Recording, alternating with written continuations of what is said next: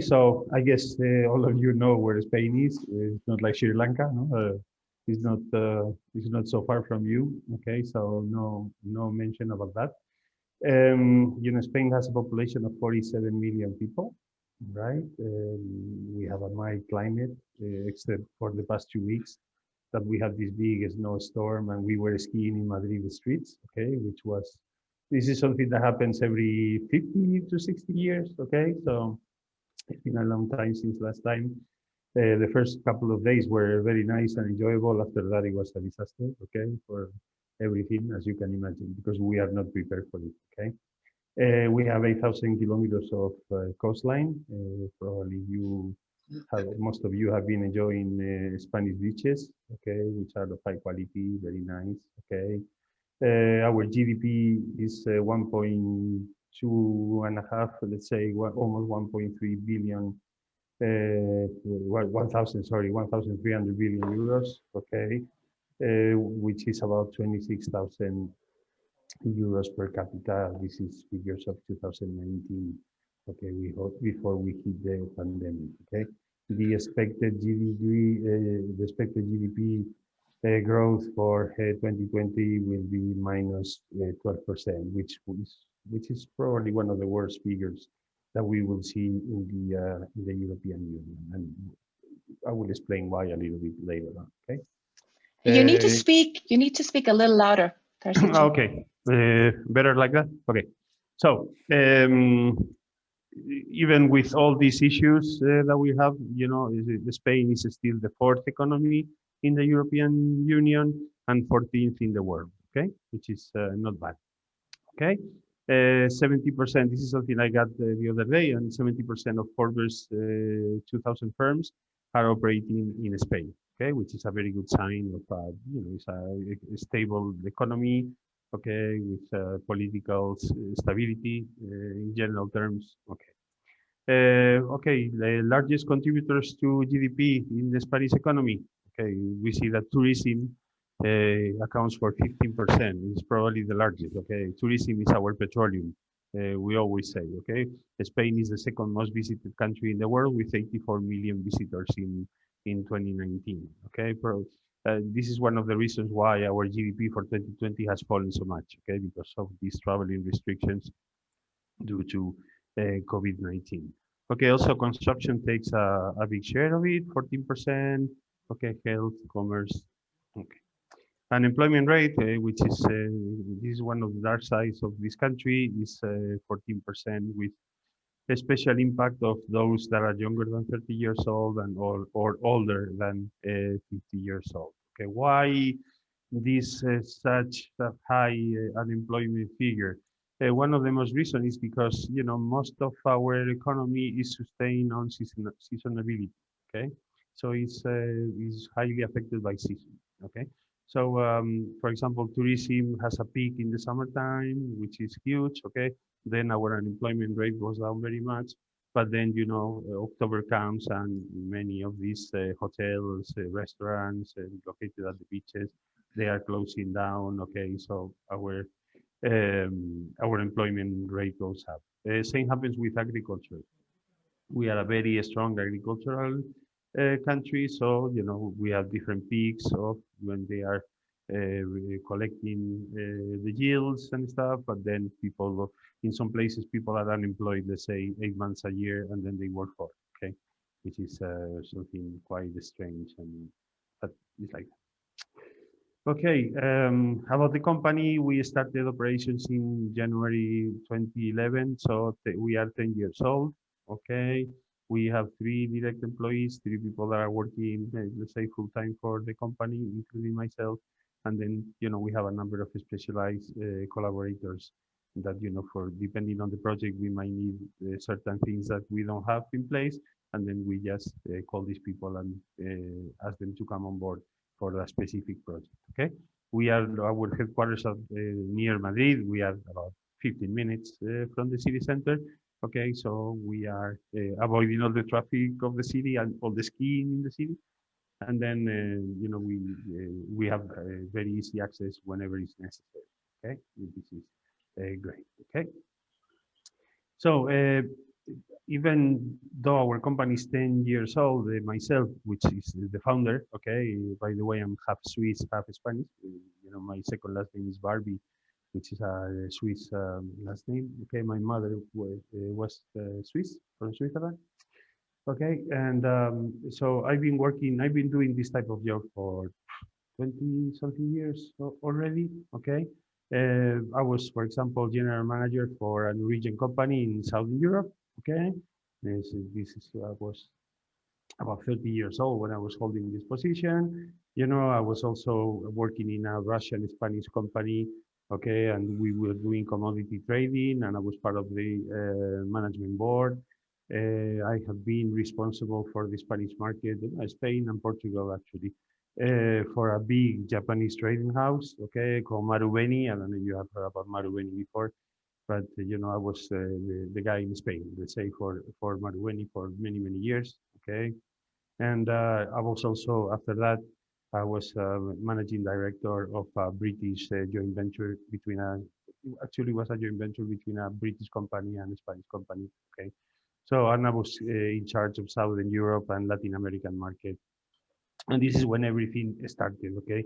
I was developing markets all the time, and I realized about the need, okay, that as people that we are opening markets around the world, we feel this anxiety that you feel when you go to a new city, a new country, you don't know anybody, and you have to start up a business from zero, okay, which is hard. And I thought, it would be great if someone hold my hand, and took me around and, prepared my meetings and, made my life easy, right?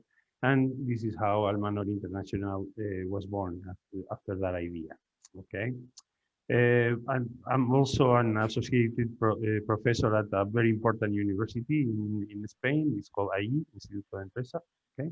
And I do entrepreneurship, okay? So what I wanted to tell you about this background is we, I am not just a consultant, I have been, I have been active many, many years doing what companies expect me to do today, what we expect us to do with Almanor, okay? And we also have a strong theoretical background behind, okay? And keeps me connected with the world, okay? Just to give you an idea, I, I don't have a lot of time to be a professor, okay? But in one of my classes, I can have like 20 different nationalities, just to give you an idea, from all over the world, okay? So, this keeps me connected with different parts and different ages, which is great, okay? Um, the service we offer, the most typical one that, every company doing this type of services do, market entry services, okay? The most typical is the parent search, okay? I am a company and I want to enter the Spanish market, okay, through creating our distribution network, okay?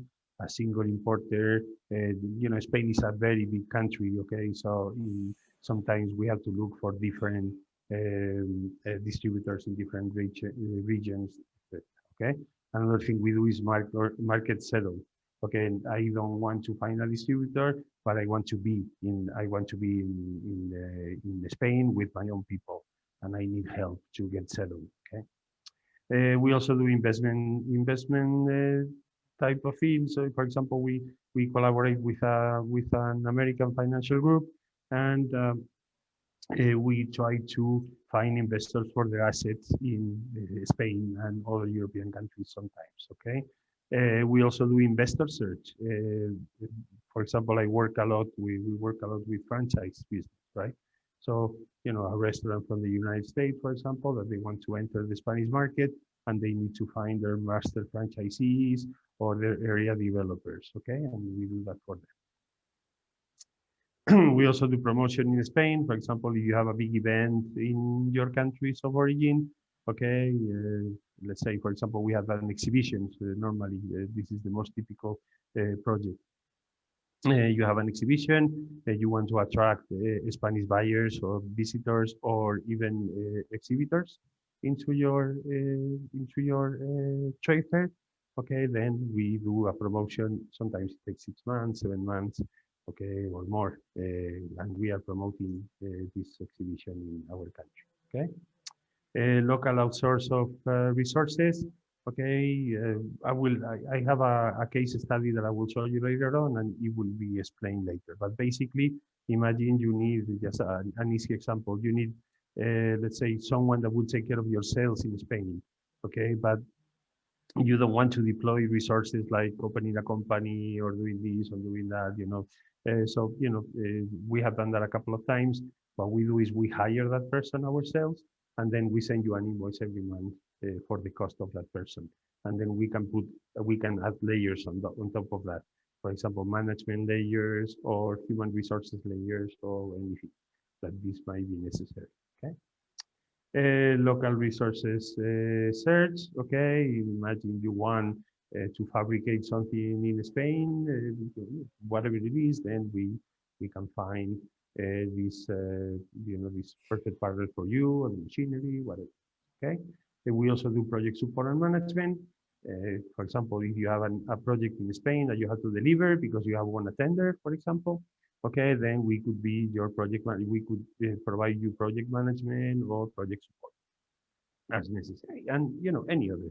At the end, the idea behind Almanor, our mission is to help and support people being their guide in anything they need. Okay, when you go to a foreign country, it's very hard. We all know that. Okay, so our job is to make it easy. Okay, and cost efficient in cost. Okay. So, mission is to support foreign companies in anything they might need in the Spanish market. Okay, one characteristic, when they call me consultant, I always say, no, no, no, I am not, I am not. I am a doer, okay? Because, I don't tell you what to do, I do it, okay? So you don't need to come, or you only need to be here for the necessary, whatever you think is necessary. But if you need something to get done in Spain, we do it, okay? We work in a different number of sectors, okay, and we also work throughout the entire supply chain, okay, from the raw material part all the way to the retailers, okay. We provide 100% visibility and control to our customers throughout the process. Yeah, even though we are doers, even though we're here and you're there, okay, and you only come whenever it's necessary, okay, we always provide 100% visibility and control. We never take decisions in the name of the client, or we decide to do things without consulting, of course, okay, which is absolutely obvious, okay. If we don't have the resources internally, okay, we are very flexible and open, so, we have the way of sourcing them, whatever is necessary, and we will give a few examples, okay. So case study one, local partner search, okay. For example, the storage, this company was a storage technology company, okay, and they want to find in Spain local collaborators, let's say contractors or distributors, depending on the region, depending on the sector, because they work in different sectors, okay, then they will need one or the other, okay. This is logistics facility technology, and basically what we did is we identify the partners. Let's say we made a long list of maybe 100, 150. Okay, then we work one by one, shortlisting them until we had something quite solid. Then we share that with the company. We made that list even shorter after analyzing them together with the company. Okay, then they give the okay. We start calling those companies one by one. We introduce our customer. Okay, we explain what they want, who they are, what are the products, this, that, and then we try to set up meetings, okay, and arrange an agenda, okay, for this company to come and meet them face to face, okay. And this is what we do. Once this agenda is closed, the company will come to Spain, and then we'll go to all the meetings with them. We will take notes. We will do the two translations. I always make sure I highlight that. Okay, we do the language translation, and we also do the culture translation. Okay, so when a company in Spain says maybe, I know if they are saying yes, no, or it's true that they are saying maybe. Okay, so this type of translation, okay, which is more important than the language one sometimes. Okay. So accompanying, okay, and then we will provide support until they close their agreement, or even further, whatever they need. Okay, sometimes they ask us to please, can you survey a little bit this distributor? Can you go and take visits every, let's say, 6 months and see how they're doing? Okay, so we don't have to move our resources here every time. Okay, Uh, so this project, the typical length of this project will be 2 to 3 months. Also, a second case study would be the permanent establishment in Spain. This is, for example, a real case of an agri-food machinery company. Okay, they believe that they have a strong project, that they truly believe that they have a market in Spain because through exhibitions and stuff, they have already made some sales. So they believe this is something somewhere they want to be. And the thing is, they want to have everything ready. Okay, so in this case, what we do is we supply the full turnkey project. Okay, so the company, they have to come sign all the documents, let's say legal documents like incorporation of the company and stuff. Okay, and the next time they come, they open their office, they sit there and they start working. It's that easy. Okay, okay. So for example, in this project, we selected the best location for the city. They were into the fruit sector, so we analyze where their potential clients will be located. Okay, we analyze a big area, and then we analyze the prices of the cost and the availability of human resources in the different parts of this area, and we ended up choosing the city of Murcia. Okay, for in this case. Okay, so what we did is we hired a lawyer.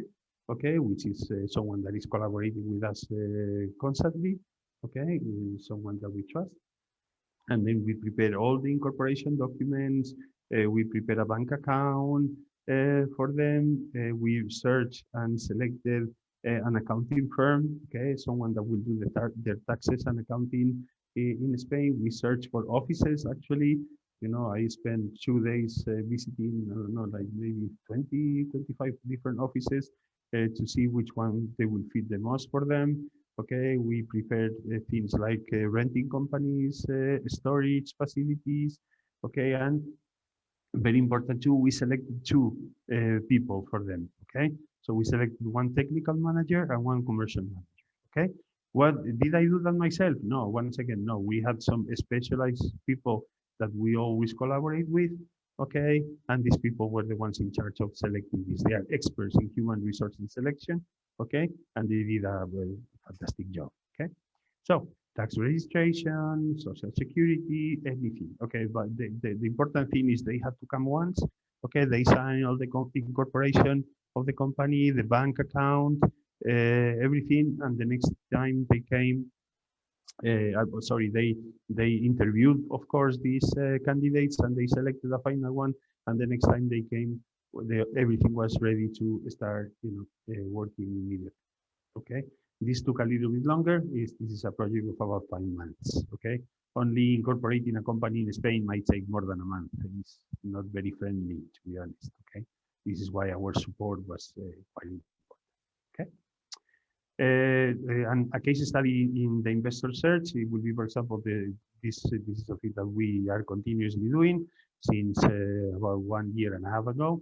Okay, we do master franchise or area developer search. Okay, we have different clients in this case. Okay, mostly coming from the United States, and most of them they are restaurants. Okay, so we also have some gyms and some we have a school now that we are working on. Okay, so anyways, what do we do with this? Okay, we do market analysis. We do a selection of potential candidates that could be interested in investing in paying the let's say the rights to operate this a certain brand in the country. Okay, we contact them, we filter them, we do technical and financial due diligence on them. Okay, and then of course we follow up until then normally the company will come visit them if they agree, and there is a process, the typical process in the franchise business. Okay, the thing is we stay together with them until they are done. Okay, and and we can go even further. Normally, a project like this will take 2 years. Okay, to find a master franchisee that will invest millions of euros in a certain brand, it takes a long time. Okay, so this is like a very let's say long-term process. Okay, case study number 4. This is something that I mentioned before, is the search for local resources. Okay, and we have this is not a project that is ongoing yet because it was stopped by COVID-19. unfortunately, but this is something that we already agreed on, and is quite advanced in our negotiation, we can say. Okay, so this company is a private jet, private ship interior designer. Okay, and they have won a project in Spain, and they have never worked in Spain. Okay, so they have to deploy resources. They have to come to the shipyard in Spain, and they have to do work for a period of 6 to 8 months, I think it was approximately. Okay, so what is the problem? They don't have a company in Spain. They don't know how labor works, and they need many things from Spain. They will need to rent machinery. They will need to hire personnel. They will need to, different resources. Okay, so what we do with that is, we did a legal, this actually already done. Okay, we did a legal analysis on all the legal issues that will involve them. Okay, in this project. Okay, we deliver that, and we propose a number of resources that we could take care of. Okay, for example, you don't need to come from Italy, which was the origin of this company, and hire Spanish people, okay, from Italy. That will be very hard, okay, because in most cases they will you will have to like hire freelance people that you might not find available. So don't worry, because Almanor will hire them, okay, and subcontract them to you, for example, okay. Same with machinery. We will hire the machinery ourselves, okay. We will put a margin on it, and then invoice that to the company. Okay, the total project length, it will be about a year, okay, because there are a few months of preparation, and then whatever the project takes. Okay, so keys to success in the Spanish market. Okay, so patience is very important. Okay, this is a different culture. We have a different pace. Okay, this is for example, when Americans they come, here, and they are very quick decision makers, and they are used to that, and then they feel shocked that here sometimes it takes long. Okay, the pace is a little bit different, right? So sufficient budget is very important. I have done projects that after a lot of work, then they didn't have sufficient budget to continue, and it was a disaster. Okay, and then all these contacts that we make in the country, they are not happy, and they don't want to see these people anymore, and so this is not good. Okay, of course, compromise with the market. Spain, it might be a little bit, let's say, slower to enter than other places, let's say, because of this different culture and different pace that I was talking about before. Okay, but I think it's totally worth at the end. Once you are in, it's it's a very good market to be on. Okay, a strong and differentiated value proposition. Okay, many people when they call me and they ask for help, and they say, so how is that industry? And I always say, this is not about the industry. I have done many projects in super mature markets and super saturated markets, and they have been a total success. Why? Because the company that was coming, he had a very strong and differentiated value proposition. Okay, something that it was like a game changer. And then when you have that, then there is no problem. Okay, no problem at all. Quality, Spain, we can say that requires is quite price oriented. Okay, price is very important here, but not at any quality. Okay, so quality is a must. Okay, importance of building personal relations. Okay, this is absolutely clear, and this trust building is absolutely necessary, and this is one of the most important things that we do. Okay, as guides. Okay, try to build those personal relations. Okay, so some reflections about the Spanish market. Okay, there is little promotion of innovation in Spain. Okay, unfortunately, it's like that, and this is a great opportunity for foreign companies, especially you guys that are coming from the Scandinavian countries. Okay, where innovation is key. So this is a great opportunity for you. Okay, a great opportunity for you. As a matter of fact, Even the Spanish government is trying to promote, let's say, subsidies and programs for companies that will come to Spain and innovate, okay, which is great, even startups, right? Okay, even though Spain is those of you that have been here, probably most of you, right? You know that this is a developed country, okay? So no doubt about that. But there are still some, if you, I always say that if you drive 100 kilometers out of the cities, okay, then it's like being in a different country. And there is a big opportunity because there are many places mm, where they, in the future, they will be highly developed, okay? And they have, let's say, they have been through a slower pace in the past 20, 30 years. And even though they are developed, they still have a lot to do, okay? They still have a lot to do. And I think it's a great opportunity for the next 20 years, I would say, at least, okay, in Spain, okay? Because, many companies, they just want to be in Madrid, Barcelona, and maybe Sevilla, Bilbao, Valencia, No, there is much more. This is a huge country, okay, huge country, and there are so many opportunities out there, outside the big cities. This is the message I want to transmit, okay? We have a well-educated and skilled workforce, okay? So there is little, for example, Spanish engineers, they are very famous, okay, and very highly demanded in countries like Germany, for example, okay? More and more English skills in all sectors. 20 years ago, only 5% of the population had English skills, and today, that number has gone up very, very much. If you, in the, let's say, in the company world, maybe more than 50, 60%, probably. So very nice. Okay, we have impressive infrastructures throughout the country. Yes, I mean, this is the beauty of it. Okay, all this money that came from the European Union 30 years ago was very well used. And then we have beautiful highways that, go across the country, good train infrastructure, transport, logistics, everything, okay? Also, Scandinavian countries and people do enjoy a strong reputation, okay? Yeah, you are seen as, serious people, quality, so very good. It's a good opportunity. Also, Spain, not only on its own, but what is it serves also as a gate for many other places, like for example Portugal. Okay, I know some Portuguese hates this fact, but many companies settle in Spain and then they manage the Portuguese market from there. This is changing lately because Portugal is getting stronger and stronger on its own. Okay, but still is a smaller, is 1/3 of the population of Spain and maybe 1/3 of the size of less. So it's also an ideal connection to North African countries. Okay, so for example, when I was working in this Norwegian company that I told you about, I was in charge of North Africa, all right? So I was traveling to Morocco and Algeria all the time, okay?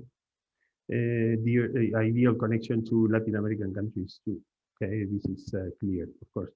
We share the same language with most of the Latin American countries, okay? We share the same culture.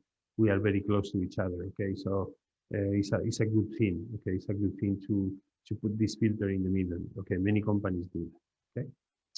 And that's it. Thank you very much for listening, okay? Thank you very much, I Tarcisio. hope it Let's was see if